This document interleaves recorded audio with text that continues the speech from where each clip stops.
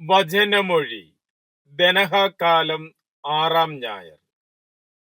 വചനഭാഗം നിയമാവർത്തനം 24:14-22, ഏശയ്യ 63:7-16, ഹെബ്രായർ 8:1-6, യോഹന്നാന്റെ സുവിശേഷം 3:22-31. ഈശോയിൽ സ്നേഹമുള്ളവരെ, ദൈവിക പ്രകാശവും സ്വർഗീയ വെളിപ്പെടുത്തലുകളും ഓർമ്മിപ്പിച്ചു തരുന്ന ദനഹകാലത്തിലെ 6-ാം ആഴ്ചയിലേക്ക് നാം പ്രവേശിക്കുകയാണ്. ഈശോയുടെ മാമോദീസായിൽ തുടങ്ങിയ ദൈവാവിഷ്കാരത്തിന്റെ ചിന്തകളും സന്ദേശങ്ങളും ഈ ആരാധനാക്രമകാലത്തിലെ ഓരോ ആഴ്ചയിലും നമ്മുടെ വിശ്വാസ ജീവിതത്തെയും ആത്മീയ ദർശനങ്ങളെയും വളർത്തുന്നതാണ്. നിയമാവർത്തന പുസ്തകത്തിൽ നിന്നുമുള്ള 1-ാമത്തെ പ്രഘോഷണത്തിൽ ദൈവത്തിന്റെ കരുണ അനുഭവിച്ച ഇസ്രായേൽ ജനം തങ്ങളുടെ ജീവിതത്തിലും കരുണ പ്രകടമാക്കണമെന്നും അനാഥരെയും വിധവകളെയും പരദേശികളെയും പ്രത്യേകം പരിഗണിക്കണമെന്നുമുള്ള സന്ദേശമാണ് നൽകുന്നത്.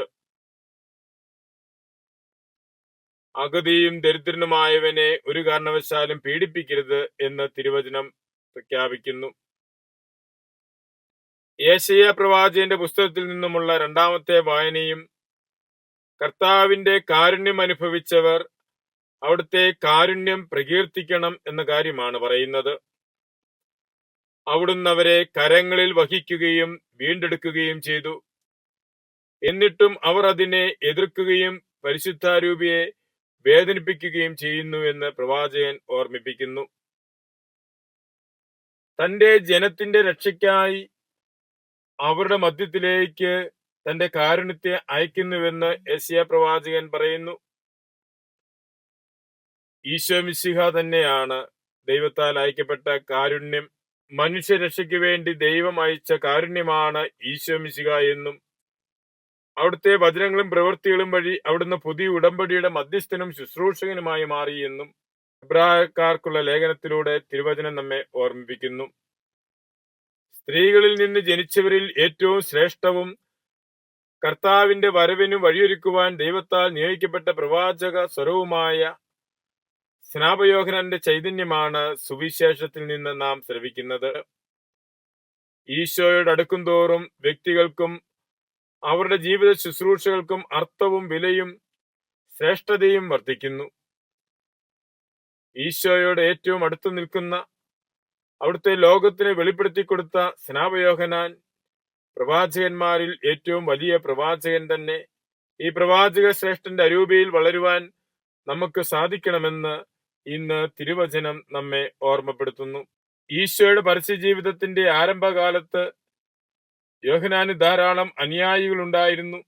തന്റെ കൂടെയുണ്ടായിരുന്ന അനുയായികളെ കൊണ്ട് സ്വന്തമായി ഒരു സാമ്രാജ്യം വെട്ടിപ്പിടിക്കാതെ യഥാർത്ഥ രാജാവിന്റെ പക്കലേക്ക് സ്വന്തം അനുയായികളെ കൂടി പറഞ്ഞയക്കുന്ന വിനീതനായ സ്നാപകയോഹന്നാനെ നമുക്ക് കാണുവാൻ സാധിക്കുന്നു.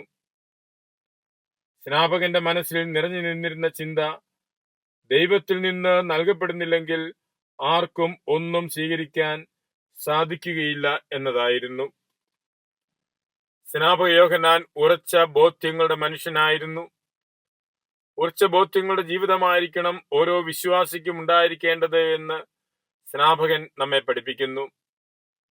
വിശ്വാസ സത്യങ്ങൾ ബോധ്യങ്ങളായി സംശീകരിക്കപ്പെടുകയും അവ സ്വന്തം ജീവിതം കൊണ്ട് വ്യാഖ്യാനിക്കുകയും ചെയ്യുന്നവനാണ് ഉത്തമ ക്രൈസ്തവ വിശ്വാസി. സ്വർഗത്തിൽ നിന്ന് നൽകപ്പെടുന്നില്ലെങ്കിൽ ആർക്കും ഒന്നും സ്വീകരിക്കാൻ സാധിക്കുകയില്ല. ഇത് യോഹന്നാന്റെ വിശ്വാസ ജീവിതത്തിൽ പാറ പോലെ ഉറച്ച ബോധ്യമായിരുന്നു. വചനഭാഗത്ത് സ്നാപകൻ തന്നെ ഉപമിച്ചിരിക്കുന്നത് മണവാളന്റെ തോഴനായിട്ടാണ്. ഈ ഉപമയിലെ മണവാളൻ മിശിഹ തന്നെയാണ്. മണവാട്ടി ഇസ്രായേൽ ജനവും.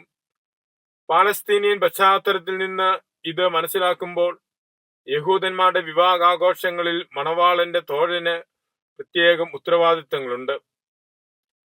വിവാഹത്തിനു വേണ്ടി ഒരുക്കങ്ങൾ നടത്തുന്നത് മണവാളന്റെ തോഴനാണ്. വിവാഹം നടക്കുന്നതുവരെയും മണവാളന്റെ തോഴന് വളരെ ജാഗ്രതയും ശ്രദ്ധയും വേണം. വിവാഹം നടക്കുന്ന അവസരത്തിൽ ഏറ്റവും സന്തോഷിക്കുന്നത് മണവാളന്റെ തോഴനാണ്. സ്നാപകൻ മണവാളന്റെ തോഴനായി സ്വയം ചിത്രീകരിക്കുമ്പോൾ തന്റെ ദൗത്യത്തെക്കുറിച്ച് പൂർണ്ണ ബോധ്യം ഉണ്ടായിരുന്നുവെന്ന് മനസ്സിലാക്കുവാൻ സാധിക്കും. പുതിയ നിയമത്തിൽ മിശിഹായുടെ മണവാട്ടിയാണ് സഭ. സഭയും മിശിഹായും തമ്മിലുള്ള വിവാഹത്തിനു വേണ്ട എല്ലാ ക്രമീകരണങ്ങളും നടത്തി വധുവിനെ വരനു വേണ്ടി സജ്ജമാക്കിയ ഉത്തമ തോഴനായിരുന്നു സ്നാപകൻ. വരൻ ആഗതനായപ്പോൾ തന്റെ ദൗത്യം പൂർത്തിയാക്കിയതിന്റെ സന്തോഷത്തിൽ പിന്മാറുന്ന സ്നാപകൻ നമ്മോട് പറയുന്നത്, അവൻ വളരണം, ഞാൻ കുറയണം. ഒരു ക്രിസ്തു ശിഷ്യന് ഉണ്ടായിരിക്കേണ്ട മനോഭാവത്തിലേക്കാണ് സ്നാപകന്റെ ഈ വചനം വിരൽ ചൂണ്ടുന്നത്. 3 വിധത്തിൽ മനുഷ്യന് വളർത്താം. മറ്റുള്ളവരെ തളർത്തി ഞാൻ വളരുന്നു എന്നതാണ് ഒന്നാമത്തെ മനോഭാവം. ഈ മനോഭാവം മാനുഷികതയിൽ താണ മനോഭാവമാണ്. ഇത് മൃഗീയമാണ്. മൃഗങ്ങളാണ് സാധാരണ അക്രമ സ്വഭാവത്തിലൂടെ വളരുന്നത്. കയ്യൂക്കുള്ളവൻ കാര്യക്കാരൻ എന്നത് കാട്ടിലെ നീതിയാണ്. കാട്ടിലെ നീതി മാനുഷിക നീതിയാക്കുവാൻ ശ്രമിക്കുമ്പോഴാണ് സമൂഹത്തിൽ അക്രമങ്ങൾ ഉണ്ടാകുന്നത്. ഞാൻ വളരുന്നു, മറ്റുള്ളവരെ വളർത്തുകയും ചെയ്യുന്നു. ഇത് മാനുഷികമാണ്. മനുഷ്യനെ പരസ്പര സഹനത്തിലൂടെ വളരുകയും വളർത്തുകയും ചെയ്യുന്നു. ഈ മനോഭാവത്തിലും മഹനീയമായിരിക്കണം ക്രിസ്തീയ മനോഭാവം. മറ്റുള്ളവർ വളരുവാൻ വേണ്ടി സ്വയം ചെറുതാകുന്ന മനോഭാവം. മാനുഷികതയിൽ നിന്നും ഉയർന്ന സ്വഭാവമാണിത്. ഇത് ദൈവികമാണ്. മാനുഷിക ഭാവത്തിൽ സൃഷ്ടിക്കപ്പെടുന്ന മനുഷ്യൻ ഈ ദൈവികതയിലേക്ക് വളരേണ്ടിയിരിക്കുന്നു. സ്നാപയോഹന്നാൻ നൽകുന്ന സന്ദേശം അതുതന്നെയാണ്. നാം മാനുഷികതയിൽ നിന്നുയർന്ന് ദൈവികതയിലേക്ക് വളരണം. കുരിശിലെ ബലിയാണ് ഈ മനോഭാവത്തിന്റെ ഏറ്റവും ഉത്തമമായ മാതൃക. നമ്മുടെ വളർച്ചയ്ക്ക് വേണ്ടി ഇന്നും അൾത്താരയിൽ മുറിക്കപ്പെടുന്ന തമ്പുരാൻ നമ്മോട് പറയുന്നു, അവൻ വളരണം, ഞാൻ കുറയണം. ഈശോ മിശിഹായുടെ ശരീരരക്തങ്ങൾ സ്വീകരിച്ച് അനുദിന ജീവിതത്തിലേക്ക് ഇറങ്ങുന്ന നമ്മെ നയിക്കുന്ന ചിന്തയും അപരനു വേണ്ടി ഞാൻ ചെറുതാകണം എന്നതായിരിക്കട്ടെ. അതിനുള്ള കൃപ നമുക്ക് പ്രാർത്ഥിക്കാം. മിശിഹ നമ്മെ അനുഗ്രഹിക്കട്ടെ. ആമേൻ.